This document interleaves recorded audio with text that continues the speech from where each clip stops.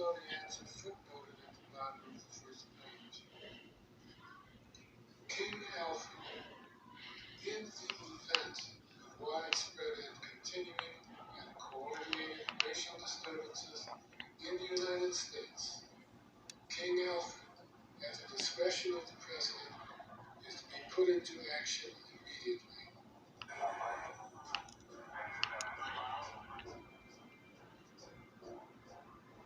King Alfred's plan was outlined hour by hour for about 3 or 4 days.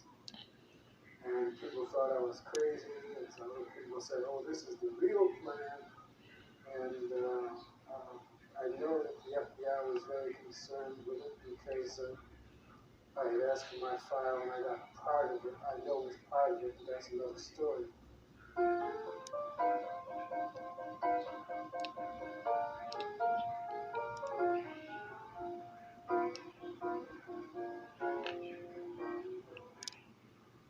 And I grew up in Syracuse in the old 15th Ward, which was just beneath Syracuse University. It was very multicultural neighborhood. I lived there until I went away to war in 1943. I thought about saying something in my writing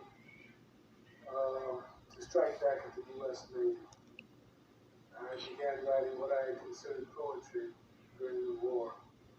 I had been having a rough time with what I considered to be my rights as a U.S. Navy sailor, which some white sailors didn't feel I should have. And I suffered a little bit for it, but I wrote poetry. And that sort of somehow helped me feel better.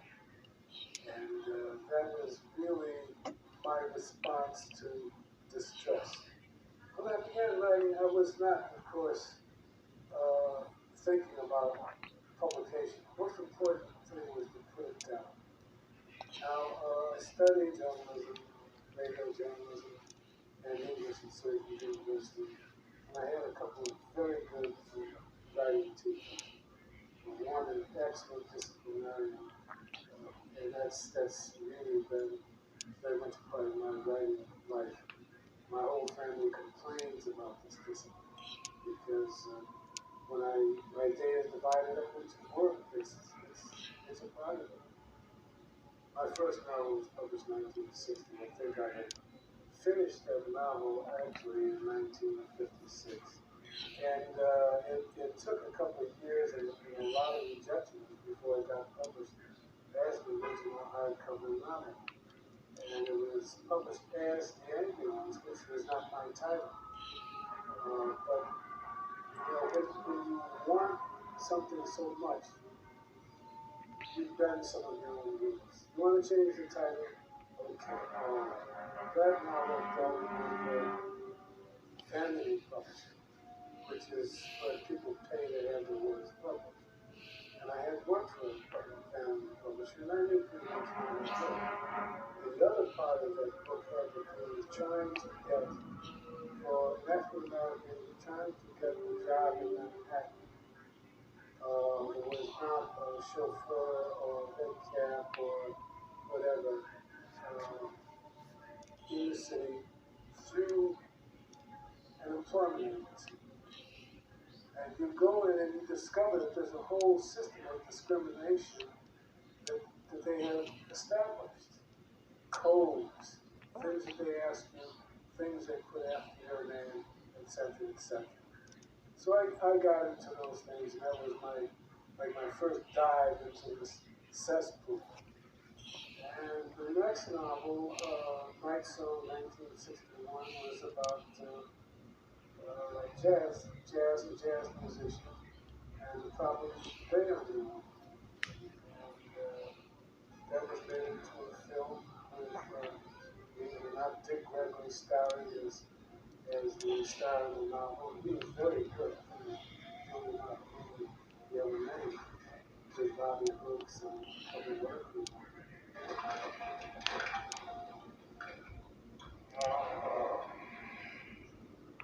Yeah, baby, we got your black behind now. And that got very good notices. It won me a prize, which was taken back. And what really happened was that panel of judges said that I had won the right to go to Rome for a year's college in Rome. And the guy who runs the academy over there interviewed me and decided I was not the guy to go there. And a big, big mess. And nobody got it right, to today. Right, Jackie, I know. Your hand on my pocket. So take your hand on my pocket.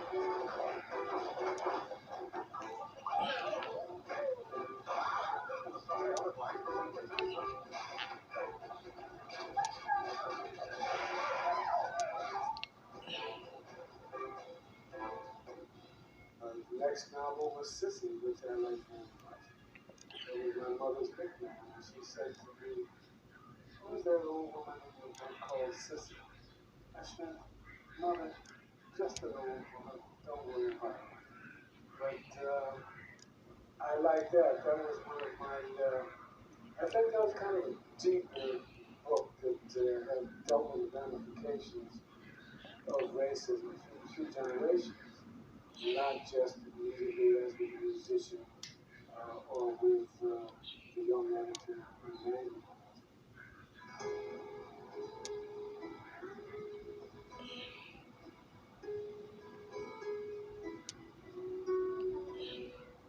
At night, the streets are speckled white. Our houses sit in cones of light. Shadows are strangers. The power companies prosper. Kilowatts for killing fear, day and night. The town reaps annual fees and records systems. Surcharges for frequent false alarms. Crime pays. It's life, these program protectors. Yet once I slept with open doors and windows wide. Summers, even on the first floor porch. That was before the war. But when did it start? And who did it?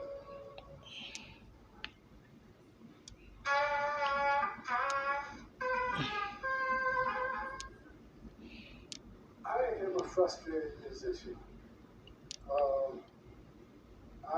Best I could do was blow the bugle because the bugle was free and it didn't cost anything for trumpet lessons. And I was a very good bugler. I was a regimental bugler. I was a hospital corps school bugler. And I've always loved music. And so over the years, invariably I've included something about jazz in most of my works. And Clifford's Blues is about a gay black jazz musician who is arrested and put into the first concentration camp in Germany in 1933 in Dachau. And he survives because, number one, he's gay, and the SS man he works for is also gay, but he's a closet gay. And because there are SS men who like jazz, so they got Clifford, some other prisoners who are musicians, and they form a band and they play at the Lebensborn Club where SS men met all the pure Fräuleins, the Arab babies that were going to be those pure Germans that Hitler spoke about. And he survives the war. He goes in 33, he comes out at the end of the war in 1945. We don't know what happened to him. Key point is that he survived all the crap.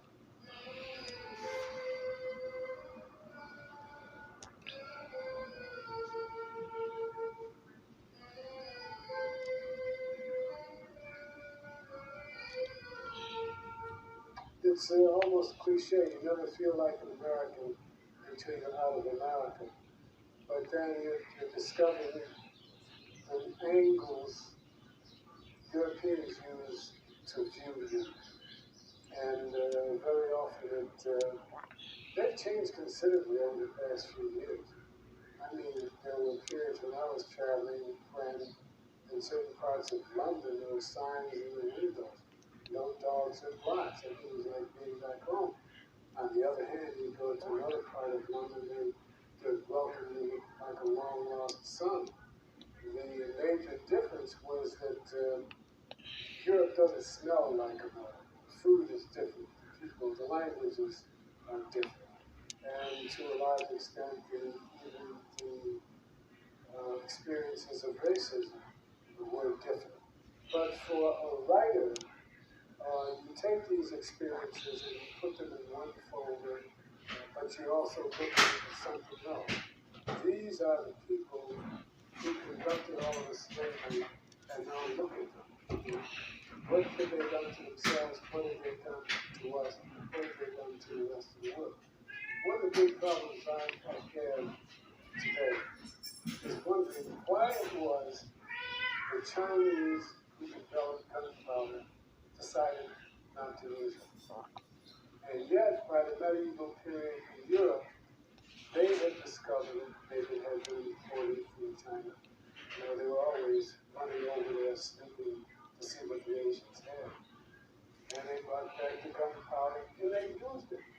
And it changed the whole of Western civilization. And I just wondered what would have happened if the Chinese had said, okay, we're going to take this stuff and kick some butt. But